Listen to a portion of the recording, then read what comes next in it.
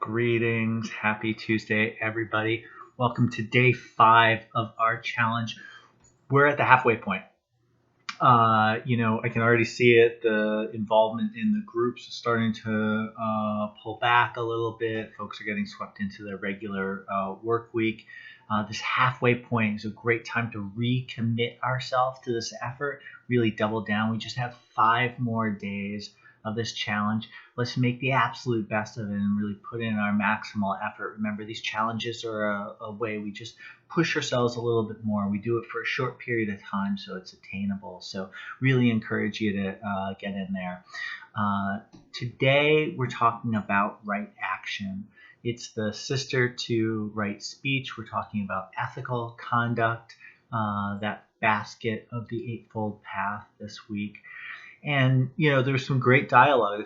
Those of you who responded yesterday reflecting on how you were using speech, there were some really thoughtful examples of speech that maybe were a little less than ideal and some great ways we could contribute to the well-being of others using our speech.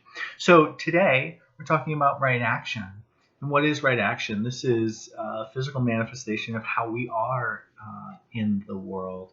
And in the same way as when we talked about speech yesterday, we're going to look at both the positive and the negative side of this, right?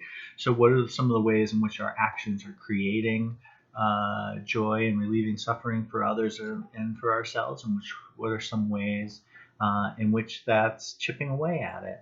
When I look at examples of right action, I think about anything that's a kind gesture. Are we letting somebody in on the road? Are we holding the door open for somebody?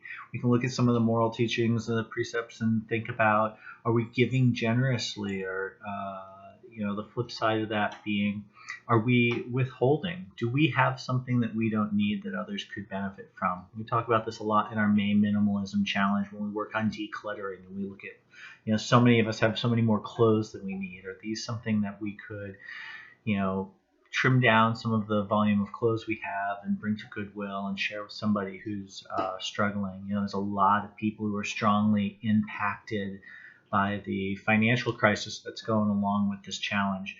Do we have non-perishable goods in our food pantry that would be better served at a soup kitchen somewhere that's delivering food to families who are in need right now? Right, so there's a lot of ways in which action can be both something we overtly do. I can't imagine there's many of us who are out there running around physically punching people and using our physical actions to harm people. But drinking and driving, great example of an action that is bringing potential of physical harm into other people's lives. Not being generous when we have the opportunity to be is a way of withholding an action that's not positive. So let's take a little bit of a chance to reflect in our group today.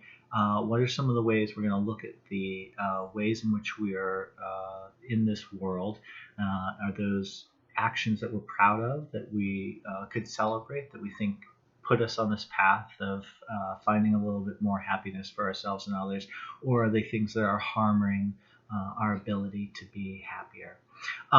As always, we're going to continue checking in with our healthy actions. I only did one of my 3 yesterday. Talk about slipping. I was reviewing my habit journal this morning and realized I didn't eat my salad or do my push-ups yesterday, but I did get my meditation in. So I'm going to recommit myself to my 3 healthy actions tonight. We've got our gratitude list. Again, one of my favorite practices. Please do take a couple minutes to share the 3 things you're grateful for.